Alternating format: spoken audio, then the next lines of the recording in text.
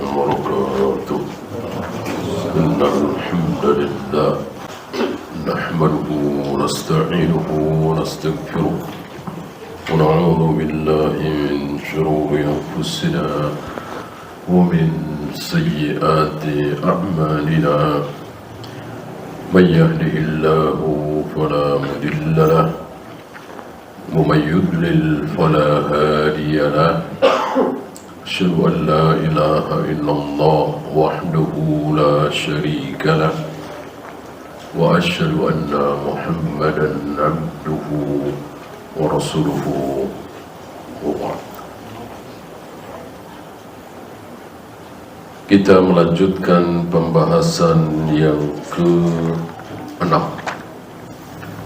Al-Mabhatsus Sadis, yaitu annal aqla la madkhala lahu, tidak ada hak, tidak ada celah, tidak ada peluang bagi akal dalam masalah asma wa sifat. Ini bukan berbicara tentang jual beli, tentang sewa menyewa, tentang apa yang bikin orang mabuk. Itu akal ada celah. Adapun berbicara mengimani nama-nama Allah, sifat-sifat Allah, nggak mungkin pakai akal. Gitu. Khilafan lil Asy'ariyati wal Mu'tazilati wal Jahmiyati wa ghairihim.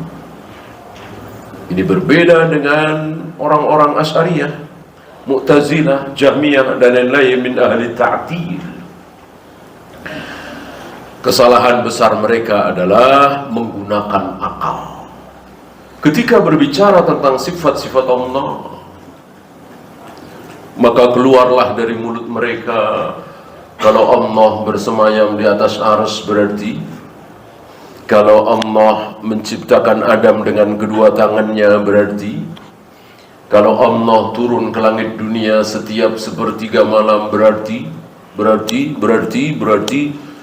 muncullah kesesatan demi kesesatan gara-gara memakai akal dalam mengimani sifat-sifat Allah.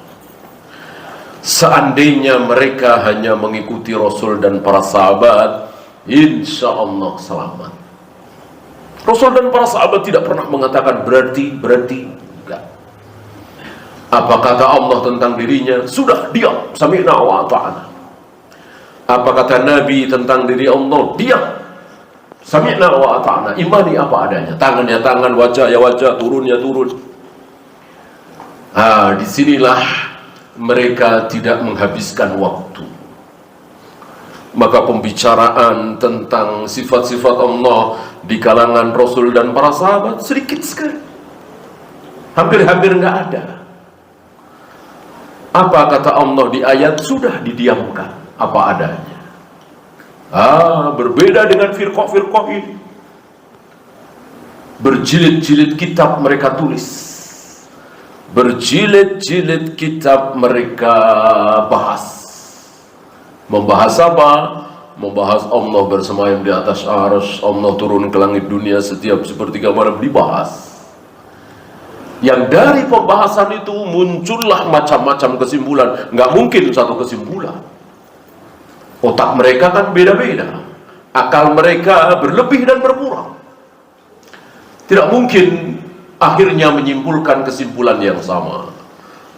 Maka muncullah Asy'ariyah, muncullah Maturidiyah, muncullah Mu'tazilah, Jahmiyah, Jabariyah, dan seterusnya. Ada yang mengatakan betul turun, tetapi betul Allah bersemayam di atas arsy, tetapi ada yang mengatakan enggak, itu cuma kiasan. Ada yang mengatakan lagi begini, begitu, dan seterusnya. Maka muncullah firqah-firqah sesat itu.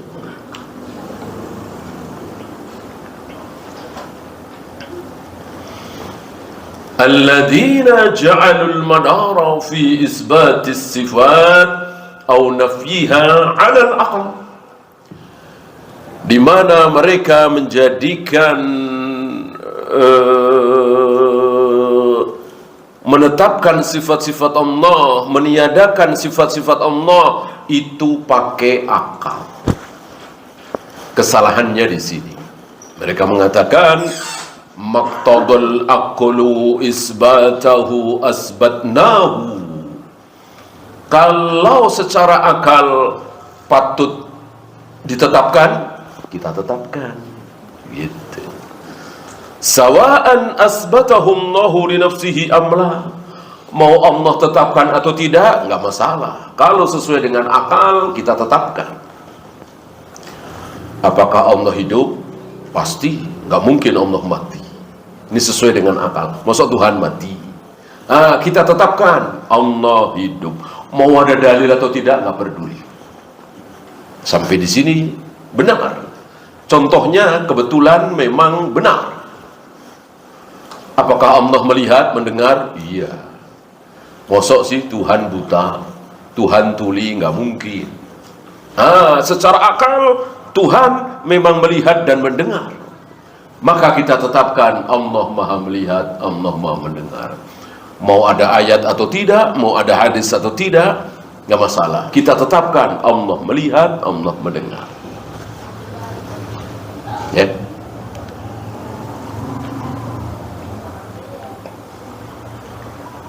Sampai di sini benar. Kebetulan, contohnya kebetulan benar. Ya. Allah ngantuk? Tidak mungkin. Kalau Allah ngantuk terus tertidur, siapa yang mengatur jagat raya alam semesta? Nggak mungkin. Maka ditetapkan Allah tidak mungkin tidur. Mau ada dalil, mau tidak, nggak masalah. Sampai di sini benar. Kemudian melihat tingkah pola manusia hari ini, yang berzina, yang minum khamr, yang berjudi, yang korupsi, yang membunuh. Apa Allah nggak sedih itu? Capek-capek menciptakan manusia, mayoritas manusia berzina, minum khamr, berjudi, berbuat maksiat, tidak sholat, tidak puasa. Ya. Mungkin Allah bosan. Ya. Sampai ngarang gitu. Ya. Pantas kalau Allah itu bosan, kalau Tuhan itu bosan melihat tingkah pola hambanya yang penuh dengan maksiat. Ditetapkan di sini, ya, sesuai dengan akal. Pantas kalau Allah itu bosan. Sampai di sini benar, jelas salahnya, jelas salahnya. Justru Allah nyatakan, aku tidak pernah bosan. Yang bosan siapa? Yang bosan kalian. Aku tidak pernah bosan. Yang bosan itu manusia. Bertaubat, maksiat lagi. Bertaubat lagi, maksiat lagi. Bertaubat lagi. Bosan Allah? Tidak. Allah selalu senang ketika ada hambanya yang bertaubat. Walaupun yang bertaubat, dia terus. Artinya maksiat lagi, taubat lagi, maksiat lagi. Allah bosan? Tidak. Perasaan Allah, kalau kita mau pakai perasaan, ya, sifat Allah sama. Sama senangnya ketika si fulan ini tobat pertama kali dengan tobat yang ke-50 kali misalnya. Kalau kita jangankan 50, 3 kali aja udah bosen, ya kan? Minta maaf lagi, nangis lagi, ntar diulang lagi gitu. Itu kita. Allah tidak. Nah, itu mereka yang sesuai dengan akal ditetapkan walaupun nggak ada dalil. Dan sebaliknya, wama iqtada nafyuhu, kalau akal tidak menyetujui, nafainahu, kami juga tiadakan. Wa in asbatahum ma, walaupun Allah menetapkan. Apakah secara akal Allah itu pindah-pindah dari aris ke langit dunia? Nggak mungkin. Secara akal nggak mungkin. Maka kita tolak. Nggak mungkin Allah turun ke langit dunia. Walaupun ada ayatnya, walaupun ada hadisnya. Itu mereka. Jadi lebih sikoh dengan akal daripada dalil. Lebih sikoh, lebih yakin dengan akal daripada wahyu.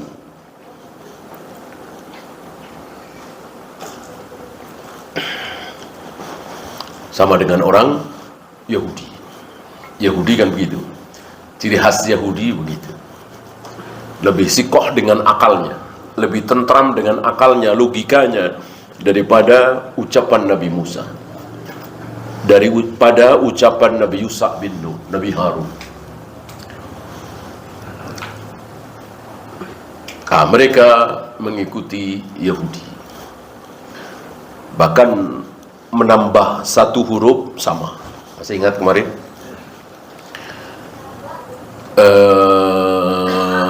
Kalau Yahudi menambah nun, kalau Jahmiyah menambah lam, sama-sama menambah satu huruf. Yahudi nun, Jahmiyah lam. Maka para ulama ahlu sunnah sering mengucapkan nunul Yahud walam al-Jahmiyah.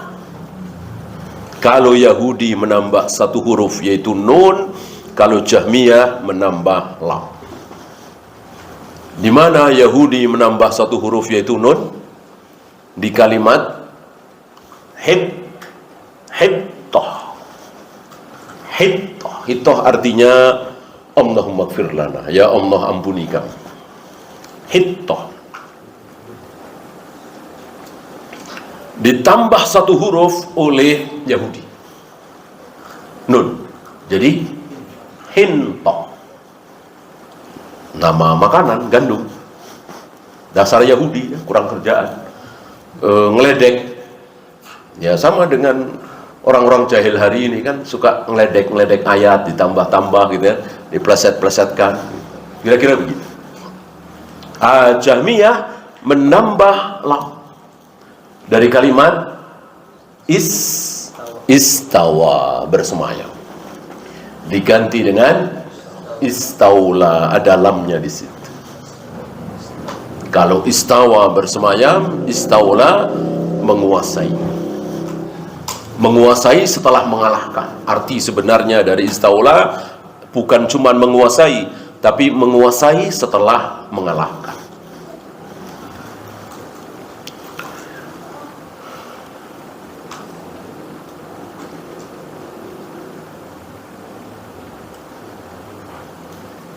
Walaupun Allah dan Rasulnya menetapkan, tapi kalau akal kita, kata mereka nih, kalau akal kita tidak menetapkan, kita tidak ikut menetapkan. Jadi akal menghakimi dalil. Beda dengan Ahlus Sunnah, dalil menghakimi akal.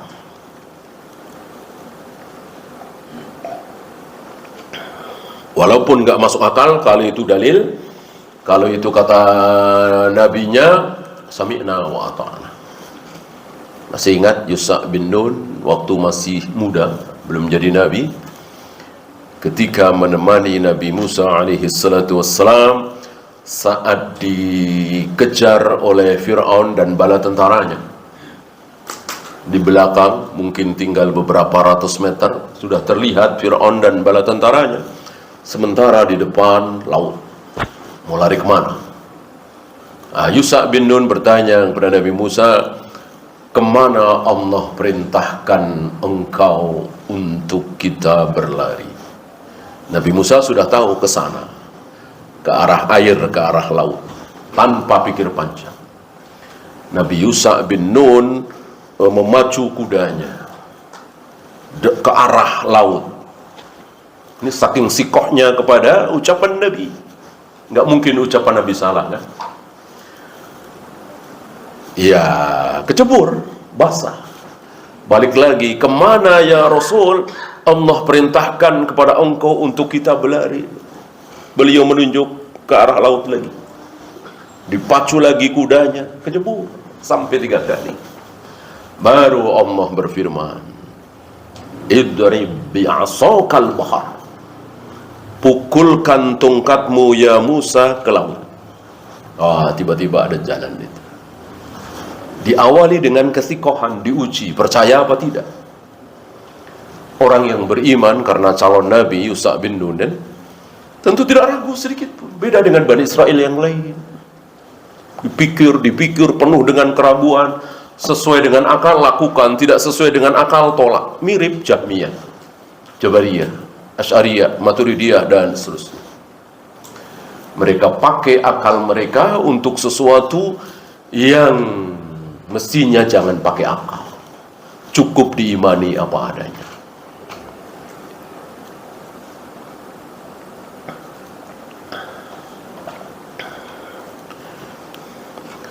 Justru untuk hal-hal yang mestinya memakai akal, kadang mereka malah nggak pakai akal. Begitulah Allah balikkan, Allah sesatkan mereka. Ya. Yang mestinya pakai akal. Ambil contoh misalnya, Nabi perintahkan kepada kita untuk menutup pundak ketika sholat. Jangan sampai pundak kita terbuka gitu. Jangan sampai antara pundakmu dengan langit tidak ada pembatas, harus tertutup. Ini kita kan rata-rata sudah tertutup ya. Di zaman Nabi banyak sahabat yang pakaiannya minim atau memang model pakaian gitu ya, terlihat atasnya, kan ada mungkin antum pernah lihat ya, pakaian-pakaian zaman dulu gitu, pundaknya terlihat. Nah kalau sholat taruh sesuatu, kalau nggak ada boleh dengan benang ya, atau tali, seutas tali atau benang. Jadi jangan kosong sama sekali gitu ya. Ini sabda Nabi SAW.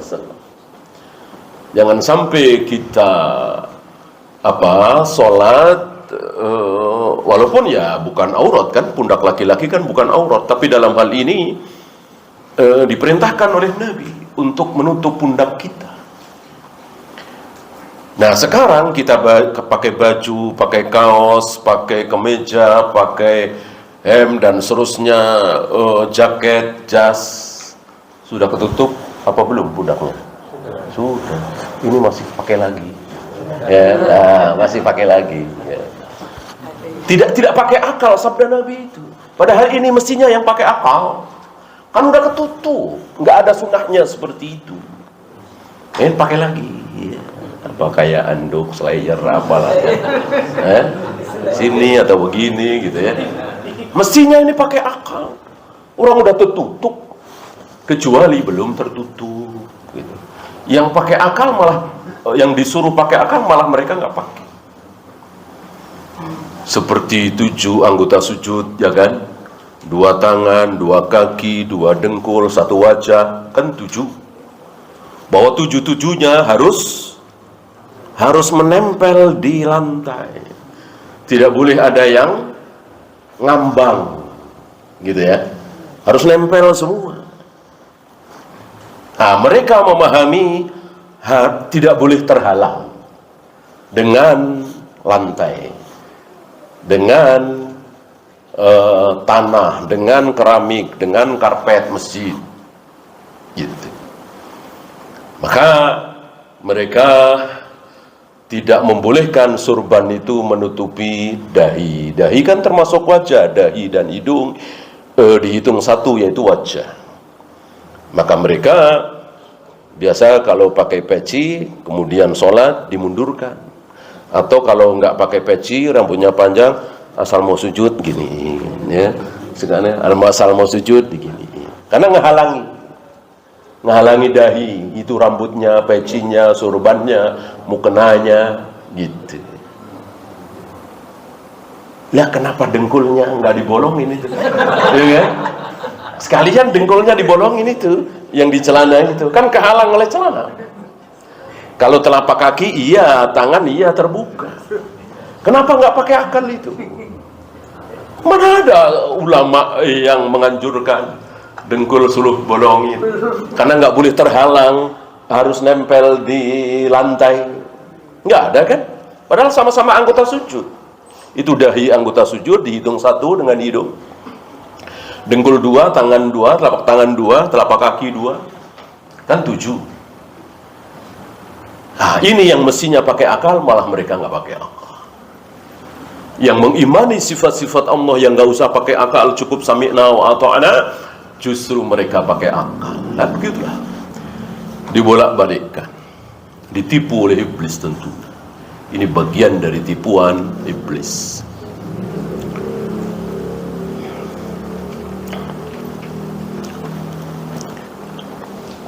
Wa ma la yaqtadil aqlu itsbatahu wa la nafyahu. Kalau akal itu tidak menetapkan dan tidak meniadakan, artinya nggak bisa akal bisa menerima, bisa tidak, gitulah. Tidak seperti Allah punya jari, nggak masuk akal. Allah turun ke langit dunia, nggak masuk akal. Ini ada sifat yang akal mereka mungkin terima, mungkin tidak terima. Beliau tidak menyebutkan contoh di sini. Fa'aktsuruhum nafahu. Kebanyakan dari mereka meniadakan. Ya.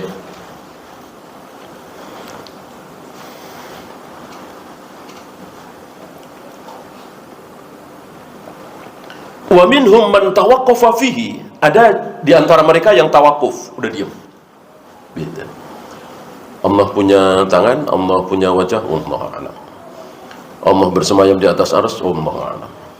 Allah turun ke langit dunia setiap sepertiga, wallahu a'lam.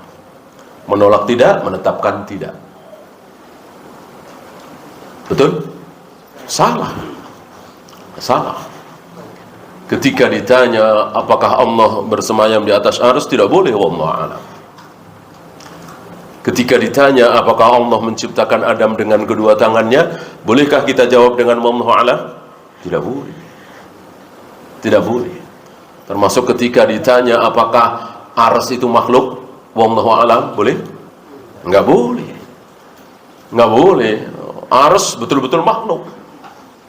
Enggak boleh, wallahu a'lam. Apakah Allah turun ke langit dunia setiap sepertiga malam? Dijawab wallahu a'lam, boleh? Tidak boleh. Harus jawab dengan mantap, dengan yakin Allah turun ke langit dunia setiap sepertiga malam. Yang wallahu a'lam apanya? Ya, kaifiyatnya, caranya, seperti apa tangan Allah, seperti apa bersemayamnya Allah, seperti apa wajah Allah, itu yang wallahu a'lam.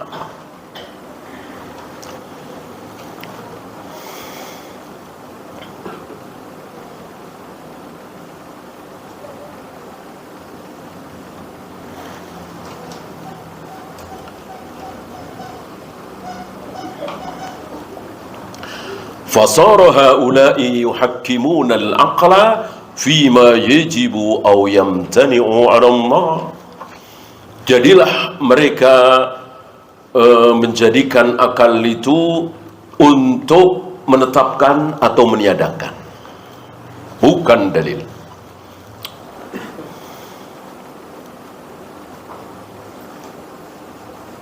Walihada yaqulun. Dengan demikian, dengan sebab inilah mereka mengatakan laisa lillahi 'ainun wala wajhun wala lahu yadun wala istawa 'alal 'arsy wala yanzilu ila as-sama'i dunya. Allah tidak punya mata, Allah tidak punya wajah, Allah tidak punya tangan, Allah tidak bersemayam di atas arsy, Allah tidak turun ke langit dunia. Walakinnahum yuharrifun, mereka mentahrif. Apa mentahrif? Merubah-rubah, dirubah. Allah punya tangan jadi nggak punya, kan dirubah. Allah punya wajah, mereka bilang Allah tidak punya wajah, kan dirubah. Tapi mereka tidak menamakan ini tahrif, karena tahrif itu buruk. Ya, bahasa Indonesianya aja kelihatan ya, berubah-ubah. Buruk pasti, berubah-ubah. Maka mereka wa yusammuna tahrifahum ta'wilan. Mereka tidak mengatakan kami mentahrif nih, enggak. Tapi mentakwil. Padahal yang benar mereka bukan sedang mentakwil, tapi mentahrif. Karena kalau takwil ada apa kemarin? Pelajaran kemarin atau sebelumnya lagi, takwil ada yang benar. Tidak semua takwil batil. Ada yang batil betul, tapi juga ada yang tidak batil.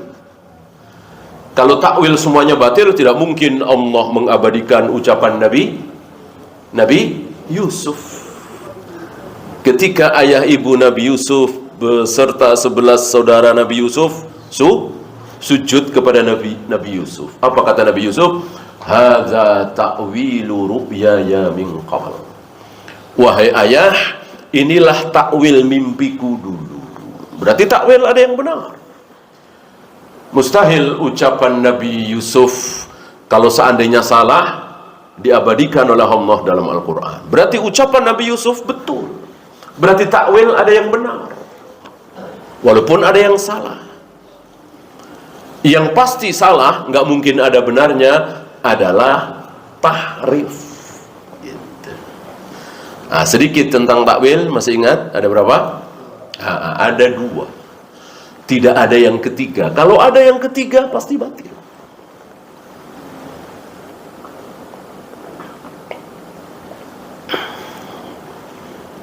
Nah, mereka yang mengatakan ini takwil. Allah turun ke langit dunia, ditakwil yang turun rahmatnya.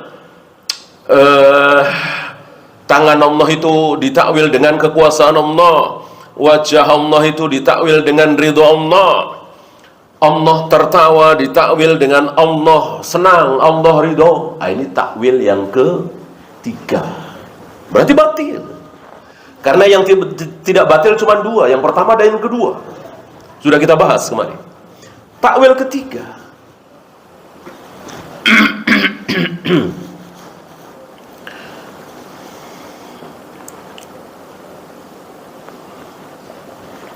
termasuk ketika mereka mengatakan Allah menciptakan Adam dengan kedua tangannya adalah dengan kekuasaan. Ini takwil yang ketiga, batil. Takwil yang batil, yang pada hakikatnya adalah tahrif, merubah-rubah. Mereka merubah-rubah ayat Allah, mereka merubah-rubah maksud Allah. Coba wahyu dari mana? Yang mengatakan bahwa tangan Allah itu kekuasaan Allah, Allah bersemayam itu Allah menguasai, wahyu dari mana coba? Nabi nggak pernah mengatakan, para sahabat tidak pernah meyakini seperti itu. Wahyu dari mana? Inilah perubahan, betul-betul merubah agama Allah, merubah akidah, merubah tauhid. Tidak sama dengan tauhidnya Nabi SAW. Walau ankaru inkara jahdin, seandainya mereka mengingkari dengan betul-betul mengingkari, tidak mentakrif, lakafaru, kafir. Dengan mentahrif, para ulama belum mengkafirkan. Para ulama akan mengkafirkan seandainya mereka menolak dengan penolakan seperti iblis, gitu dia. Iblis kan betul-betul tahu, faham bahwa dia betul-betul disuruh oleh Allah untuk sujud kepada Adam, tidak mau. Nah, seandainya mereka mirip iblis, apakah Allah mengatakan bahwa Allah betul-betul bersemayam di atas arsy? Ya. Jadi Allah mengatakan bahwa Allah betul-betul bersemayam di atas arsy? Ya. Anda meyakini? Tidak. Kami tolak. Kafir. Nah, dengan mereka mentahrif ini, para ulama belum berani mengkafirkan. Ya. Karena mereka tidak mengingkari seperti iblis. Kalau iblis kan jelas, iya, saya faham bahwa Allah menyuruh saya untuk sujud kepada Adam, tapi saya nggak mau. Jelas kafir. Mereka kan tidak. Ya betul, Allah memang bersemayam di atas aras, itu kata Allah sendiri. Allah memang turun ke langit dunia setiap sepertiga malam, itu kata Allah sendiri, tapi kami tolak. Kafir. Kan mereka tidak, mereka nggak mengatakan seperti itu. Mereka mengatakan betul Allah itu istawa di atas ars, tapi yang dimaksud istawa di sini istaula. Artinya pengingkaran mereka tidak seperti pengingkaran iblis. Kalau iblis jelas mengakui ini perintah Allah, tapi ditolak. Kalau mereka tidak. Disinilah para ulama Ahlus Sunnah betul-betul adil. Walaupun mereka betul-betul salah, dan para ulama Ahlus Sunnah yakin betul mereka salah, tapi kesalahan mereka karena takwil yang batil tadi, bukan inkara jahdin, bukan pengingkaran seperti iblis. Maka para ulama berhati-hati tidak mengkafirkan. Nah, kalau mereka mengingkari seperti pengingkaran iblis, tentu akan dikafirkan. Li'annahum kadzabu, karena berarti mendustakan ayat, tidak percaya dengan ayat. Lakinnahum yunkiruna inqara ma yusammunahu ta'wilan. Kenapa belum dikafirkan? Karena pengingkaran mereka adalah pengingkaran takwil. Takwil menurut mereka, takwil yang batil. Wa huwa indana tahrif. Dan takwil itu menurut kami, menurut Syekh Utsaimin, yang betul adalah tahrif, bukan takwil. Kalau toh disebut takwil, takwil yang batil. Takwil yang ke berapa tadi? Yang ketiga. Karena takwil yang benar adalah takwil yang pertama dan takwil yang kedua.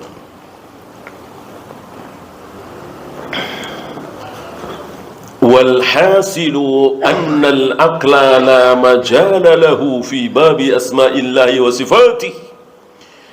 Dengan demikian kesimpulannya bahwa akal tidak punya celah, akal tidak punya hak dalam masalah asma wa sifat. Jadi betul-betul sami'na wa ata'na. Artinya sifat Allah yang sangat-sangat tidak sesuai dengan akal harus tetap diterima, bukan ditakwil.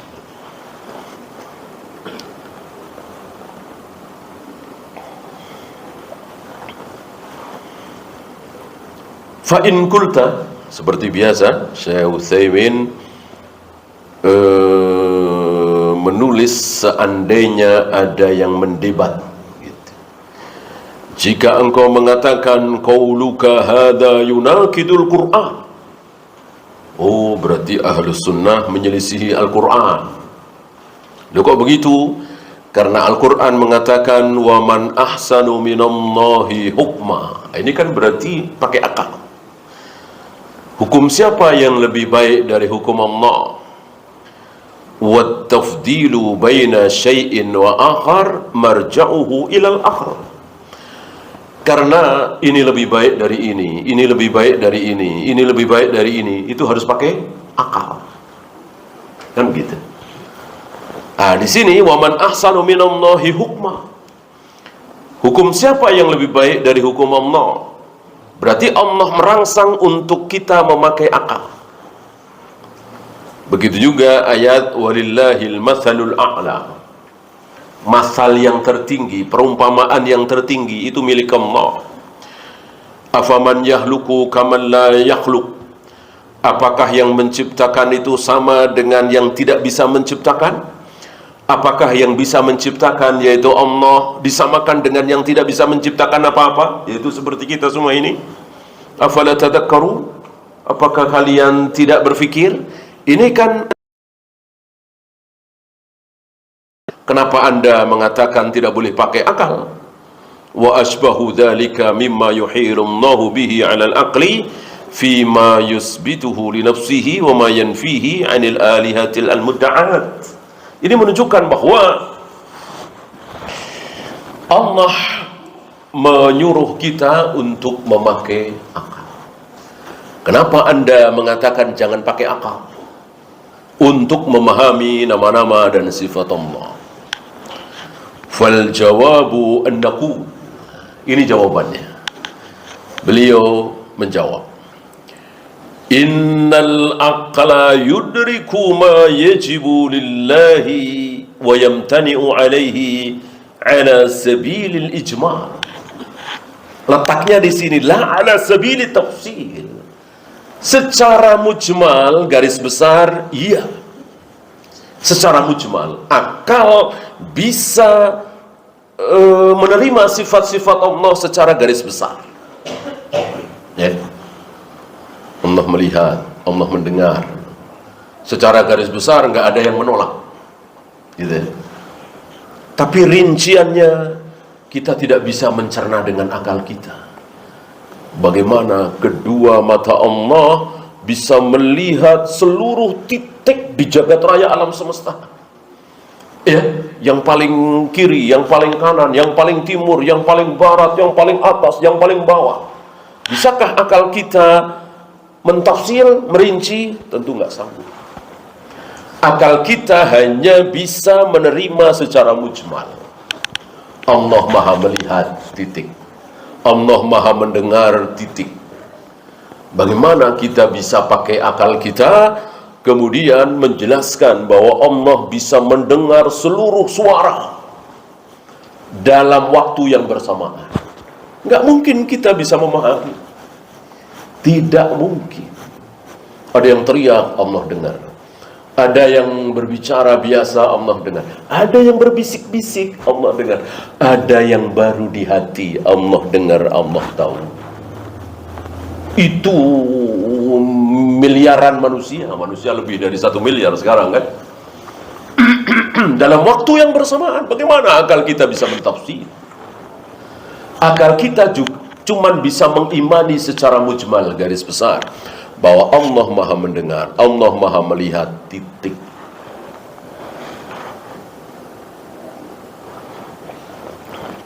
La ala sabili tafsir. Adapun secara tafsir, rincian, nggak mungkin sanggup.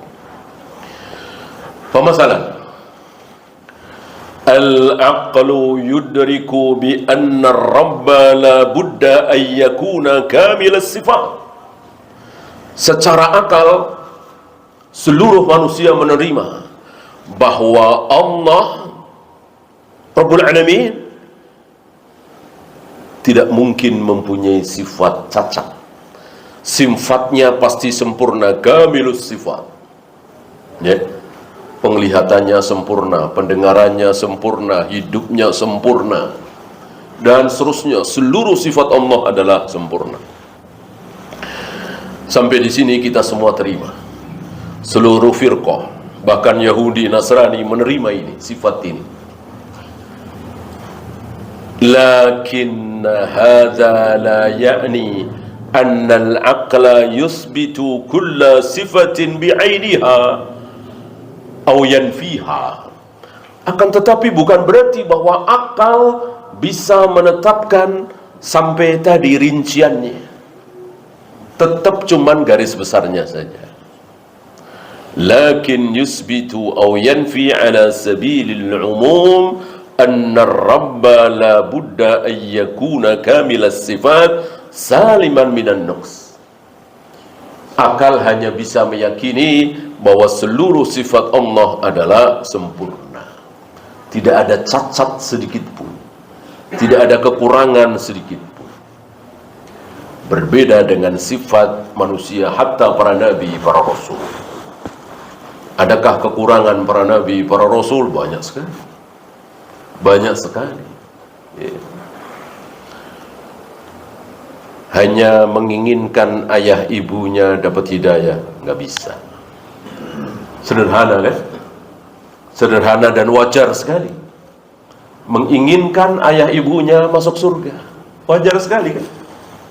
Nggak dapat, nggak bisa. Itulah manusia, walaupun nabi, walaupun rasul. Gimana yang bukan nabi, yang gimana yang bukan rasul. Adapun sifat Allah sempurna.